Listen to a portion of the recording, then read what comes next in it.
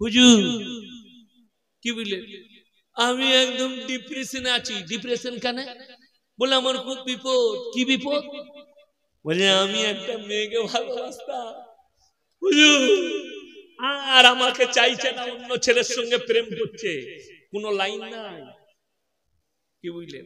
আর যদি লাইনওয়ালা মাল হয়, মৌলবি হয়, সে বলবে হ্যাঁ মেয়েটাকে এনে দেবো 3 দিনে চলে আসবে। তাবিজে যদি আমাদের তাবিজে মেয়ে আসতো, খ্যাপা মেয়েটা তোর কাছে যাবে কেন? আমার যারা জ্যোতিষীকে হাত দেখায়, গণককারকে হাত দেখায়, তাদের ঈমান ধ্বংস হয়ে যাবে। তাদেরকে কালমা পড়ে মুসলমান হতে হবে। কেন? যাকে হাত দেখাচ্ছেন ভবিষ্যৎবাণী করার জন্য, সে নিজেই জানে না সে হারামখোর মরবে কবে। ঠিক বললাম না ভুল বললাম? হ্যাঁ, আমাদের মায়েদের দুর্বলতা বেশি।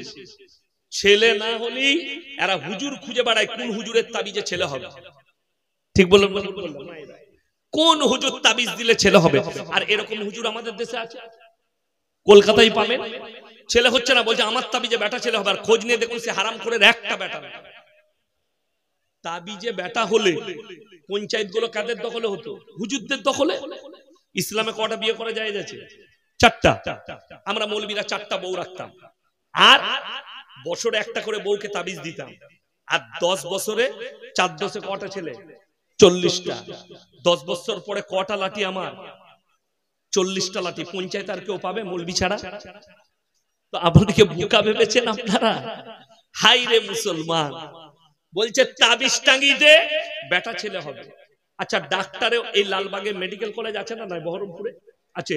আচ্ছা ওষুধটা ডাক্তার কারো বাচ্চা হচ্ছে না, ডাক্তারের কাছে যাই, স্যার আমার 3 বছর বিয়ে হলো, বাচ্চা হচ্ছে না, একটু চিকিৎসা করুন। ডাক্তারে কি বলে? ওষুধটা নিয়ে গিয়ে তোর বইয়ের হাতে টেঙে দিবি। কথা বলে না? খেতে দেয় না? দেয় না। আর এ জিলাপি হুজুর বলছে যে হাতে টেঙে দিবি ছেলে হবে। যা বুঝো করে। হাতে টাংলে কখনো ছেলে হয়? তাবিজের পাওয়ার এত বেশি যে পেটে ছেলে বার করে দিবে। নাউজুবিল্লাহ।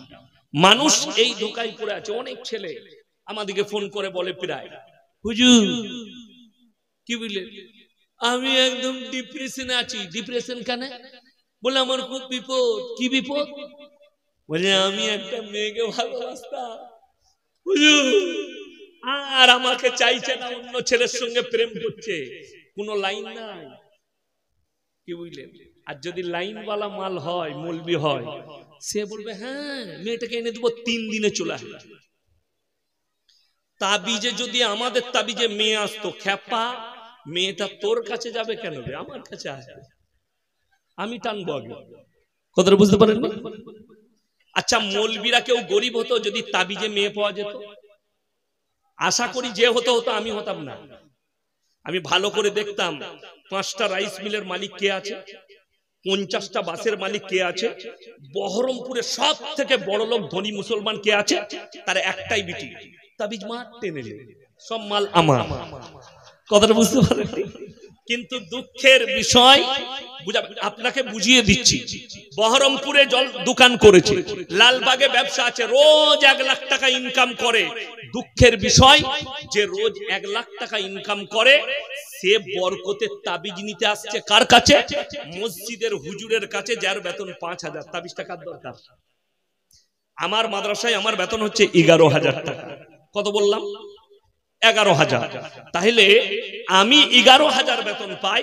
আমার এলাকায় যারা 20 কোটি টাকা দিয়ে রাইস মিল চালাচ্ছে, প্রত্যেক দিন যে 3 লাখ টাকা ইনকাম করে রাইস মিলের মালিক, সে যদি আমাকে এসে বলে হুজুর আমাকে একটা বরকতের তাবিজ দেন, তাহলে তাবিজটা 3 লাখ বলার দরকার নাই, 11,000 বলার আগে দরকার। আমার দরকার আগে। তাইলে আমার তাবিজে তোর 3 লাখ টাকা ইনকাম, এই যেমন আপনি পেয়ে যাবেন, লালবাগেই পাবেন, আমি নাম করব না কোথায়।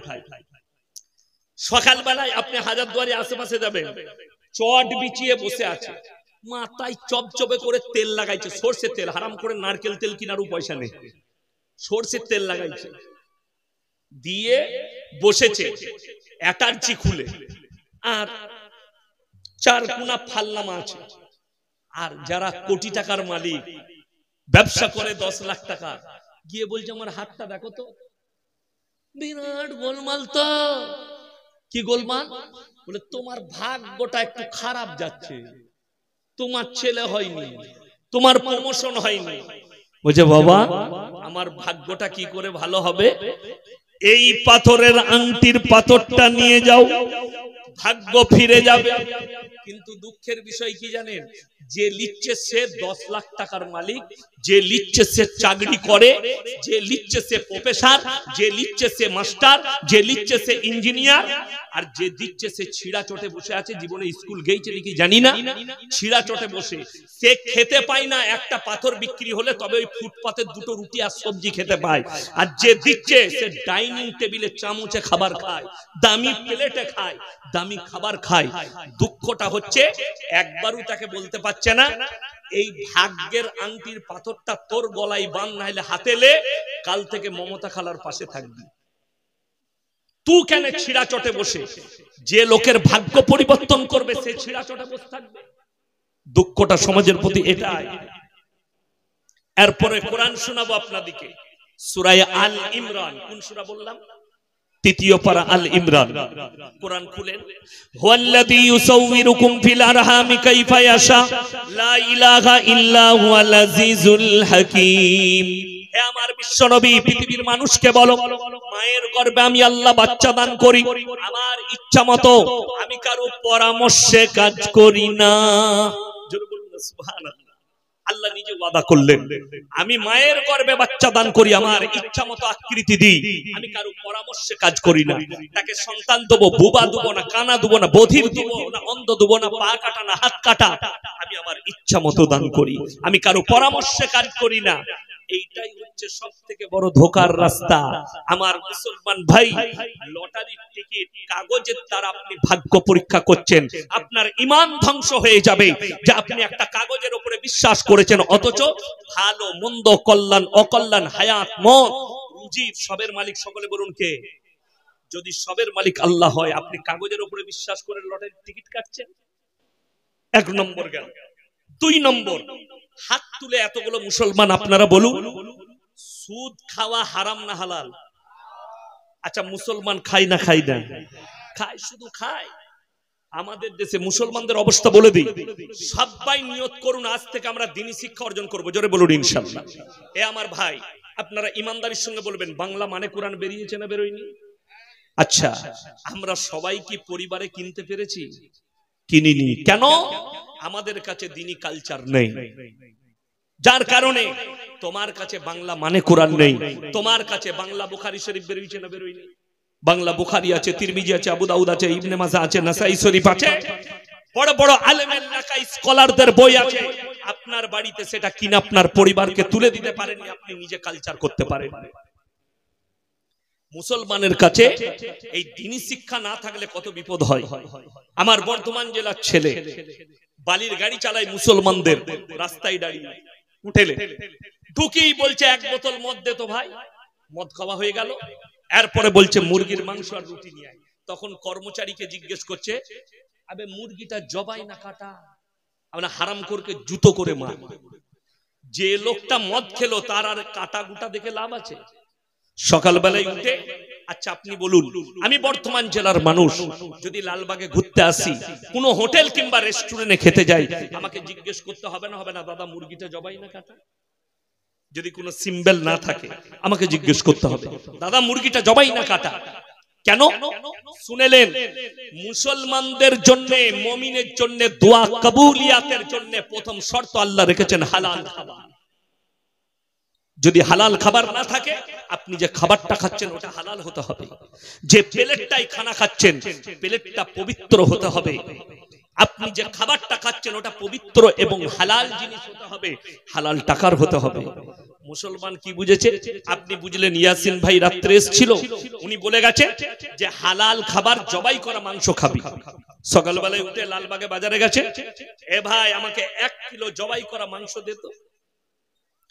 কিনছেন আপনি জবাই করা মাংস, টাকাটা কিন্তু সম্পূর্ণ সুদের টাকা, সেই একই মাল দাঁড়িয়ে গেল। কথা বুঝাতে পারলাম? একই জিনিস, টাকা হারাম, খাবারটা মুরগিটা জবাই করা, টাকা হারাম হওয়ার কারণে খাবারটাও আপনার কাছে হারাম হয়ে গেল। যদি বলেন হুজুর সুদ কেমন, আমার আল্লাহ কোরআনে বললেন ওয়াহাল্লাল্লাহুল বাইয়া ওয়া হাররামার রিবা, হে আমার নবী বলো তোমাদের জন্য সুদকে হারাম করেছি আর ব্যবসাকে হালাল করেছি। আমার ভাইয়েরা, আমার মায়েরা, বোনেরা, আমার আল্লাহ রাব্বুল আলামিন বললেন, হে আমার বিশ্ব নবী, নবীজি বললেন, হে আমার সাহাবীরা শোনো, কেউ যদি 1 টাকা সুদ খায় নিজের মায়ের সঙ্গে 36 বার জিনা করার সমান পাপ হবে। এটা সবথেকে নিম্ন স্তরের পাপ। আল্লাহ আমাদেরকে হেফাজত করুক, বলুন আমিন। আল্লাহ আমাদেরকে মাফ করুক।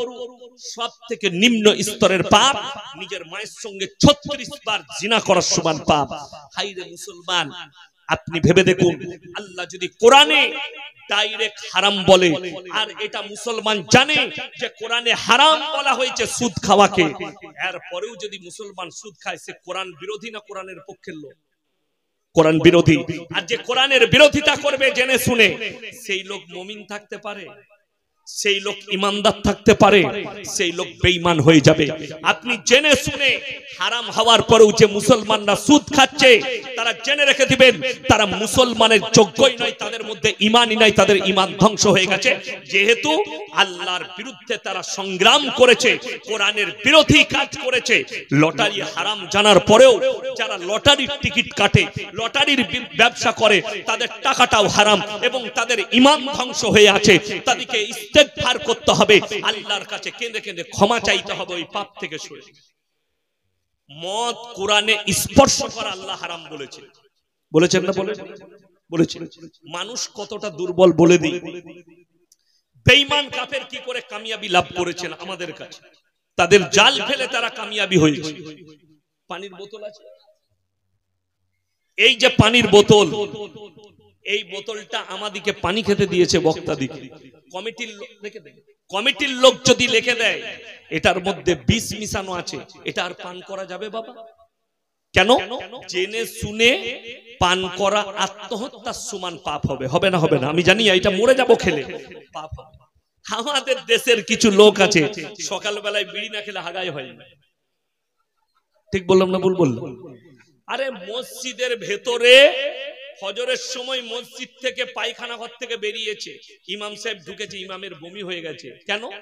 গুটকার বিড়ির গন্ধে। আপনারা ইমানদারির সঙ্গে বলবেন, কাঁচা পেঁয়াজ খেয়ে মসজিদে যাওয়া যাবে? কে নিষেধ করেছেন? নবীজি সাল্লাল্লাহু আলাইহি সাল্লাম নিষেধ করেছেন। কেন? কথা বলেন কেন? মুখে দুর্গন্ধ বের হবে এবং রাসূলের হাদিস হচ্ছে তোমরা মুমিন ততক্ষণ হতে পারবে না যতক্ষণ পর্যন্ত তোমার পাশের লোক তোমার কাছ থেকে সুরক্ষিত। পাশের লোককে সুরক্ষা পেতে হবে, তবে তোমরা মুমিন। এরপরে ইমানদারির সঙ্গে বলুন, আপনি কাঁচা পেঁয়াজ খেয়ে গেলে পাশের লোক যে নামাজে দাঁড়াবে সে কষ্ট পাবে, নবীজি নিষেধ করলেন। আচ্ছা, বিড়ি সিগারেট গুটকা খেলে আতরের মতো সেন করে তো নাকি? বিড়ি সিগারেট গুটকা যারা খাও তারা সব থেকে বেশি যাকে কষ্ট দেয় আর কিয়ামতের দিনে আটকাবে, তাদের বিবিরা কষ্ট পায়। যারা বিড়ি সিগারেট গুটকা খাও তারা নিজের বউকে একবার জিজ্ঞেস করবে, আমি বিড়ি খাই তো তোকে কেমন লাগে? ও মনে মনে বলবে, আট করে বেটা তোকে তো ঝাঁটা মারতে মন যায়, বলবো কি? এই বিবি কষ্ট পাবে না কাবে না মুখের দুর্গন্ধে? অবশ্যই পাবে। আর তুমি যদি তোমার অর্ধাঙ্গিনী বিবিকে কষ্ট দাও, সে যদি মন থেকে প্রকাশ না করে, তুমি খালি অনুভব করো, কিয়ামতের দিন আল্লাহ পাকড়াও করবে। আচ্ছা, আপনি হুজুরকে জিজ্ঞেস করে, প্রশ্ন লিখে দিয়েছে, হুজুর বিড়ি খাওয়া গুটকা খাওয়া কি, সিগারেট খাওয়া কি? হুজুর তখন কানে হাত দিয়ে বলছে, বাবা জিনা মায়েরা বলে না ওটা মাকরু। তুই খায় না কেন? কথাটা বুঝতে পেরেছে? ইমানদারির সঙ্গে বলবেন, আমি স্টেজে বসে আছি, আমাকে বললেন হুজুর এটা মাকরু, তাহলে আমি বলবো ঠিক আছে আমি মাকরু মেনে নিলাম, তাহলে আমাকে একটা ক্লাসিক সিগারেট এনে দে, একটু মুডটা চাগাবো, বায়ান করতে করতে টানবো। আমার বায়ান আর কেউ শুনবে? আচ্ছা, ইমাম সাহেব সিগারেট খেলে তার পেছনে সমাজের লোক নামাজ পড়বে? ও ইমাম খেলে হারাম আর তুমি খেলে মাকরু, কবরে যা বুঝতে পারবি কেলানি খাবি। এটাই হচ্ছে মুসলমানের দোষ, যে আপনি মনে করেছেন। আপনারা ইমানদারির সঙ্গে বলুন তো, পেঁয়াজ, যারা শিক্ষিত লোক আছেন তারা জানবেন, পেঁয়াজে মিনিমাম 55% উপকার আছে, আছে না নাই বাবা? আছে। যেমন কিরকম? ডাক্তারে বলে, বিশেষজ্ঞরা বলছে, গ্রীষ্মের দিনে যারা কাঁচা পেঁয়াজ খাবে, মাঠে কাজ করবে, তাদের শরীরের যে পানিটা বেরিয়ে যায় সেই অভাবটা পেঁয়াজ মিটায়। জোরে বলুন সুবহানাল্লাহ। কাঁচা পেঁয়াজ খেলে ডাক্তাররা বলছে শরীরকে ঠান্ডা রাখে, তাহলে উপকার একটা আছে। আচ্ছা, বিড়িতে ক% উপকার আছে? জিরোটাও নাই। কটা বললাম? জিরোটাও। গুটকাতে কিছু আছে? আচ্ছা বলুন। আমি যেমন বললাম পানির বোতলে যদি লেখা থাকে বিষ মিশানো আছে, এটা যদি খাওয়া না যায়, ইমানদারির সঙ্গে বলুন বিড়ির প্যাকেটে, সিগারেটের প্যাকেটে, গুটকার প্যাকেটে লেখা আছে ক্যান্সারের কারণ, হানিকারক, লেখা আছে না নাই? আপনি জেনে শুনে নিজের প্রাণের হানি করছেন, আপনি আল্লাহর কাছে হিসেব দিতে পারবেন না। আপনার এই আল্লাহ দেয়া নিয়ামতটা শরীরে আপনি হিসেব দিতে পারবেন না। সবাই হারাম জিনিস থেকে নিজেদেরকে হেফাজত করবো, জোরে বলুন ইনশাআল্লাহ। মদ স্পর্শ করা হারাম, এরপরে যে মদ খাবে সে কোরআন বিরোধী, আল্লাহ বিরোধী কাজ করলো, এটা মাথায় রাখবে। ওই জন্য মুসলমান, তোমরা যদি খালি ইমানের উপরে টিকে যাও, একটা আয়াতের উপরে মুসলমান যদি বিশ্বাস আনে, প্রত্যেকটা মুসলমান মুমিন হয়ে যাবে। সেটা হচ্ছে জালিকাল কিতাবুল লা রাইবা ফি, এই কোরআনের মধ্যে বিন্দু মাত্র সন্দেহ নেই। পরের আয়াতে আল্লাহ বললেন হুদাল লিল মুত্তাকিন, যারা মুত্তাকি হবে, যারা ঈমানদার হবে, তাদের জন্য আমার কোরআনে উপদেশে ভরা আছে। জোরে বলুন সুবহানাল্লাহ।